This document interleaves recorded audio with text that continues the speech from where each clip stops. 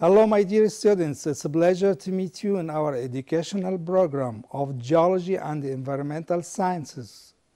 In our today's episode, we'll have a revision and our expectation for tomorrow's exam in forms of questions and answers.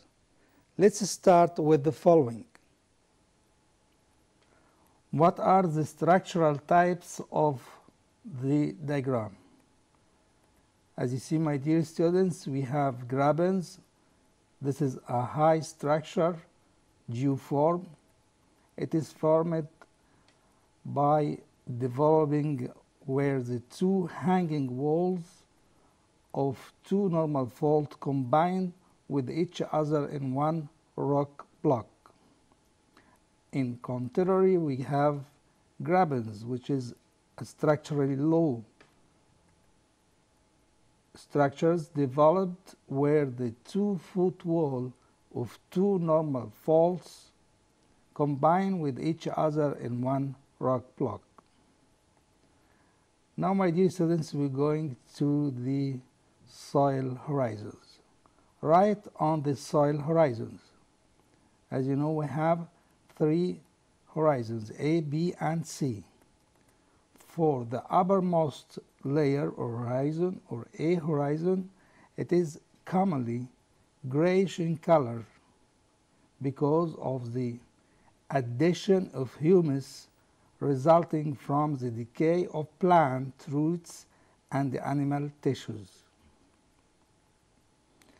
Also, the A horizon is described as the zone of leaching because percolating water moves the soluble salts and the finest clay particles downwards to the underlying horizon, which is B horizon.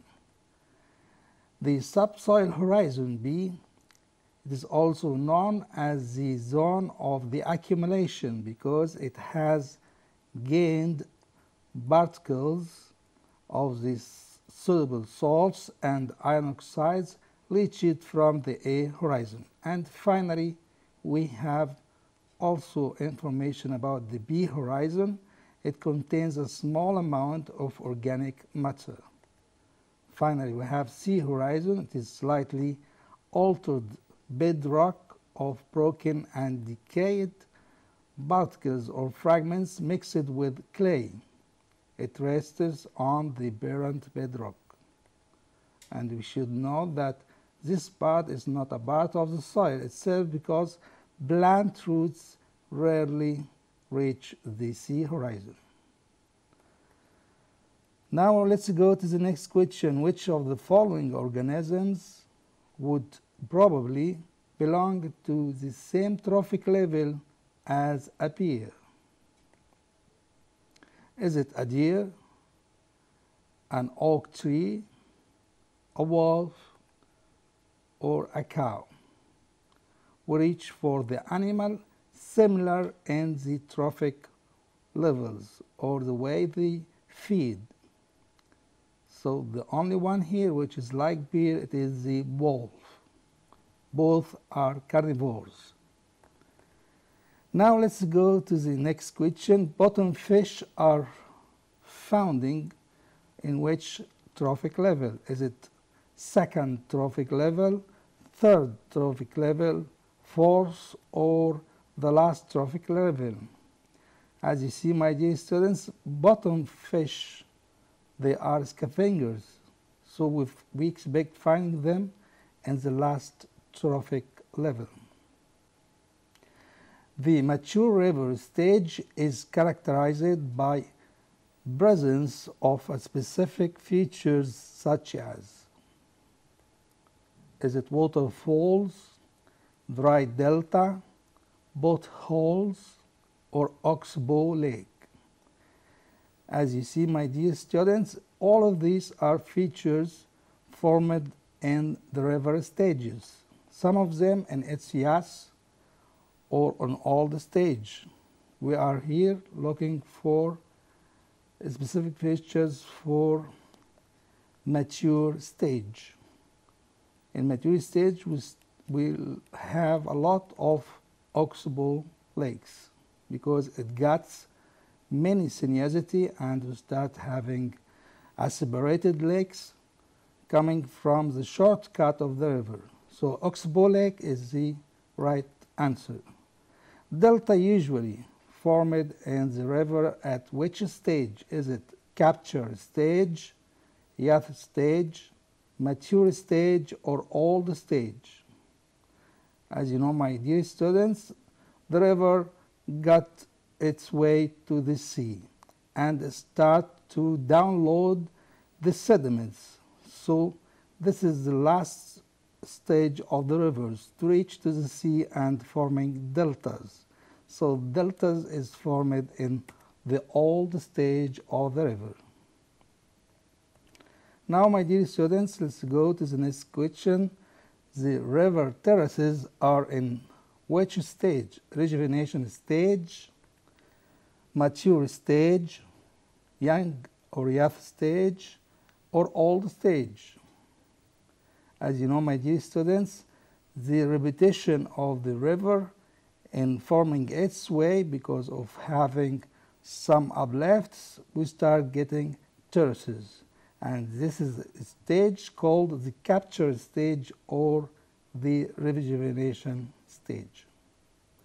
Now, my dear students, let's go to the next question. Which of the following elements are represented by a percentage over than 25% by weight of the rocks of the Earth's crust? As you see, my dear students, we have 4 options: silica, aluminum, magnesium, and iron. There's one element here which over than 25% by weight of the rock of the Earth's crust. It is the silica. It measures 27% of the weight of the rocks of the Earth's crust. So the right choice here is A choice. Write the scientific term. You discovered rock with aphanetic texture containing amphiboles, biotite, and sodium feldspars. This rock is gabbro, granite, basalt, andesite, or diorite. As you see, my dear students, the most important condition here is the aphanetic texture, the very fine crystals or the absence of the crystals. And this has happened in volcanic rocks. And the one here which is fitting the answer of this question, it is basalt. Ada. The one here which is fitting the answer, it is C answer, which is the basalt rock. Now, my dear students, let's go to another MCQ. The rock in above is volcanic plutonic, porphyritic, highly weathered, or none of these. This basalt, it is volcanic, plutonic, porphyritic, highly weathered, or none of these. As you see, my dear students, it is a volcanic rock. Match between the followings. This is another type of questions where we have 2 columns. We have overgrazing, overhunting, soil erosion, extravagance in using water, and we have different effects for this misuse of our resources.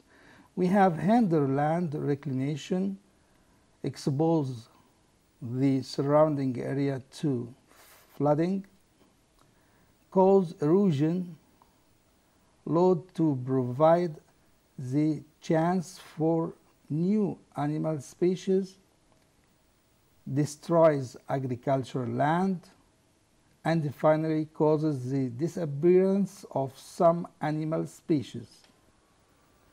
Let's see the matching between these effects on our misuses for the natural resources. For overgrazing, it leads to causing the erosion. Overhunting leads to cause the disappearance of some animal species. Soil erosion will destroy agricultural land. Extravagance in using water, it will hinder land reclamation. Now, my dear students, let's go to the next question. How can animal adapt for temperature changes? As you know, my dear students, this is coming through spore and cyst in protozoa, germs in bacteria.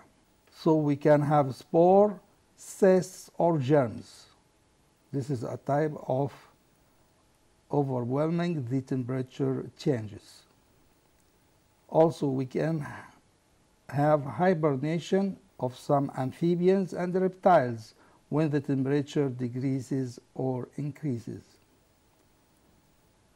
We have summer laziness. It means escaping from temperatures such as mollusks, insects, and some reptiles. This is the way they overcome the temperature increases. And finally, this animal can migrate to another environment. Migration of some animals to other areas when temperature is not suitable. My dear students, let's go to the next question. Sediment always carried above the riverbed and the moving currents is classified as these sediments are moving, but in which way they are moved? Are they moving as solution load, bed load, suspended load, continuous load, or none of the above? The sediments in the water are moving by the currents. Over the banking, these sediments are moved by suspension load method. It means the sediments are very fine and they are suspended in water. So they moved by the suspension way, suspended load. Now, my dear students, let's go to the next question. Alluvial fan developed at the base of which? Is it continental shelf, continental slope, mountain fronts, fault scarp? None of these.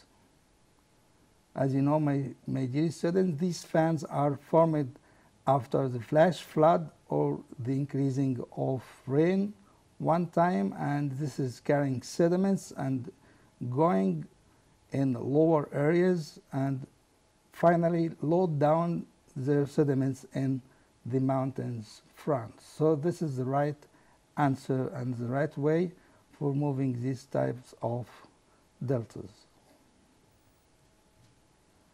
When rivers enter large bodies of standing water, they typically depush the load to form which kind of geoforms we can expect for this river, which moving large bodies of water, and they typically depush or download their sediments. In which form is it?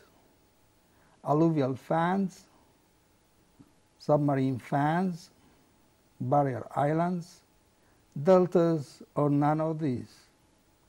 As you know, my dear students, the water is standing and this is a lot of sediments, so they start to accumulate in barrier ways and forms a barrier islands. So this is the right question.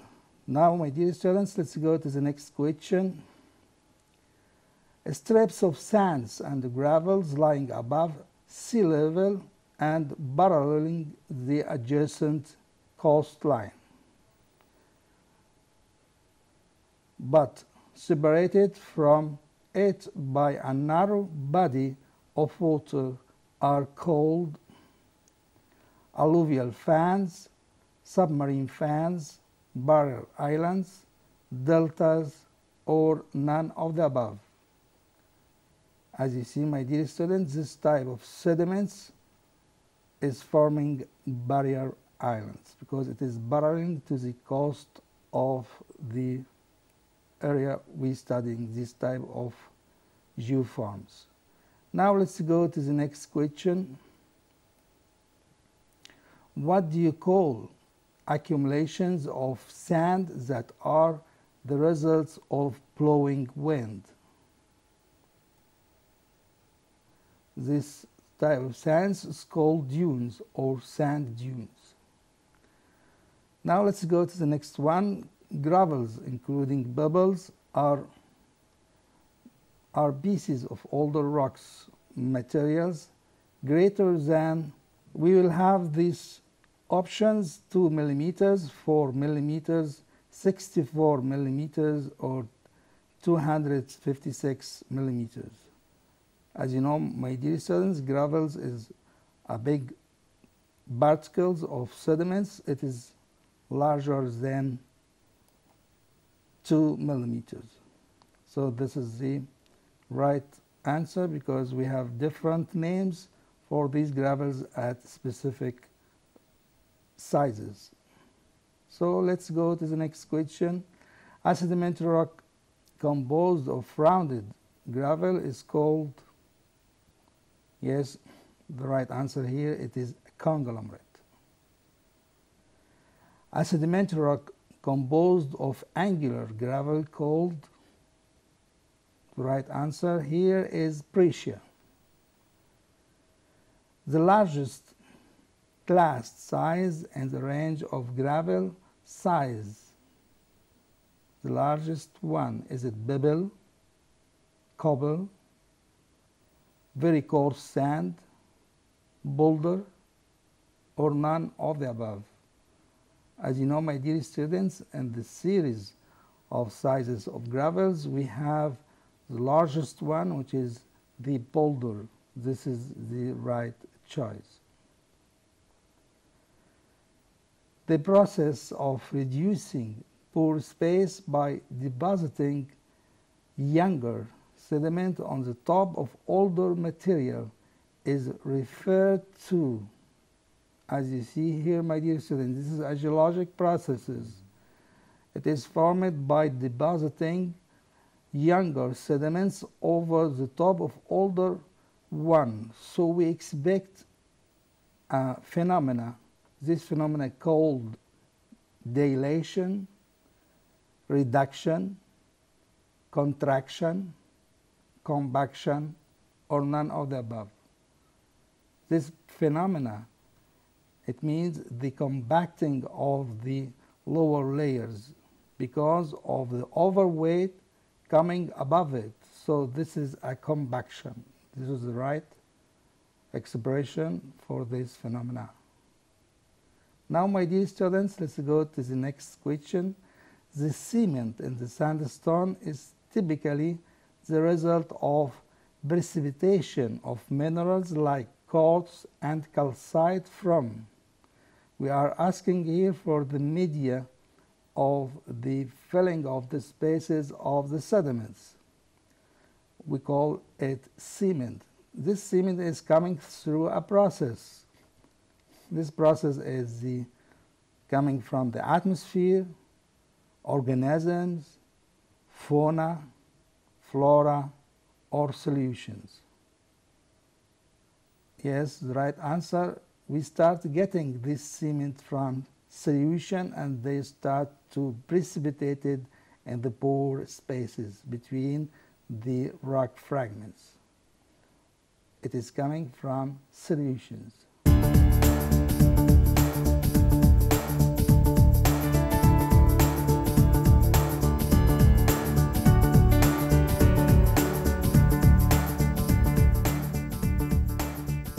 And the desert ecosystems, the temperature vegetation is characterized by the following. True xerophytic desert plants in the form of herbs and bushes. Annual plants appear only in winter after the rain. The increase in the ratio of the root system to the shoot system. The annual plants appear only in winter after the rains. This is the best way to describe this type of plantation because it is temporary plantation. And the other answer like true xerophytic desert plants, it is not temporary vegetation. It is the vegetation of the desert environments. It's not temporary. The marine ecosystem is characterized by the following: short food chain and few trophic levels. As you see, my dear students, all the three answers are explaining the ecosystem in general, but the second and third here is explaining the marine ecosystem, the presence of producers, consumers, and decomposers, and the loss of a big ratio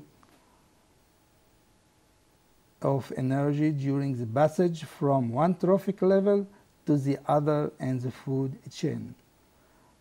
Now, my dear students, let's go to the next question. What happens if rainwater collected in inactive volcanic vent? It forms a rounded lake. Groundwater saturated with carbon dioxide percolated limestone rock.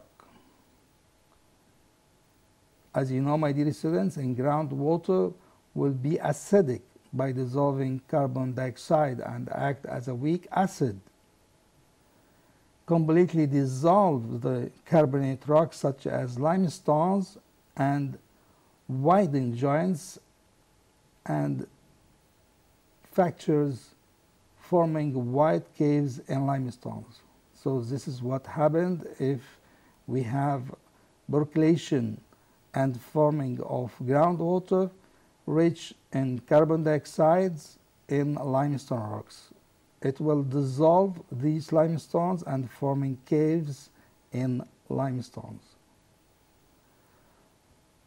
When the conditions have changed to the adverse and are not suitable for dissolve, the deposition of calcite from water percolated limestones, we have stalactites which are hanging from the ceiling and stalagmites projecting upward from the floor of the limestone cave. So we start having this cave, and when the environment changes and we start having deposition of this calcite from the underground water, we start having deposition coming from the ceiling of the cave or going up from the floor of the cave.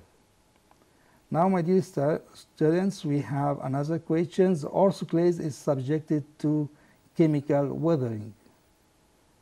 As you know, orthoclase is composed of potassium aluminum silicate, which is a weak mineral under the effect of carbonic acid formed by dissolving carbon dioxide in rainwater.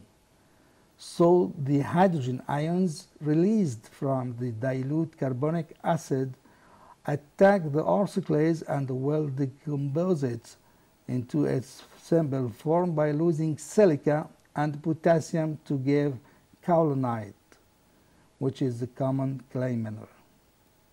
Now, my dear students, a river meets the sea. What happens if a river meets the sea? A delta is formed where the river deposits sediments faster than the sea can remove it. Nile deposits with economic importance. As you know, my dear students, such deposits like gold, diamond, antimony, and limonite, all of these are economic minerals and found in Egypt, and in type of sediment called black sand appears in North Delta region as well in Rashid coast until the Arish in the east direction, and contain monazite minerals, which is radioactive mineral, limonite, and zircon, which are used in ceramics. Water table near to stream or lake. what happens to the water table if it is near to the streams or lakes. The water table may be close to the ground surface. We have much of water percolating down to the subsurface and increasing the water table. So it is close to the ground surface. Water table in desert or mountainous regions. In contrary, we have water table lies at great depths. We don't have much rain, we don't have water source to increase the water table in desert and mountainous areas. So we have water table at greater depth. Fill in the space. You might get a question like this. Generally, we missed some percentage in this type of questions. It is about the trophic pyramids in marine ecosystem. In energy pyramid, each trophic level contains space of energy as one plot. The last percent mostly transferred to space. We have an example. If we started with 1,000 kilograms, we have an example. If we started with 1,000 kilograms of phytoplanktons only, space kilograms of it will move to the following trophic level and the zooplankton level. Now, my dear students, let's go to the next question. It is a comparison question. Compare between natural and recent extinction. As you see, my dear students, for natural extinction, it results from species failure to compete with others. But for recent extinctions, it is unnatural event result from man activity as hunting in case of direct effect or removal of vegetation, forest burning or pollution, which is indirect way. Also, we have another comparison. It occurs slowly for natural extinctions and gradually, and new species substitute the extinct one. But for recent extinction, it occurred vastly and lead to just a species extinction without any substitution. Also, for natural extinction, it leads to evolution of living organisms.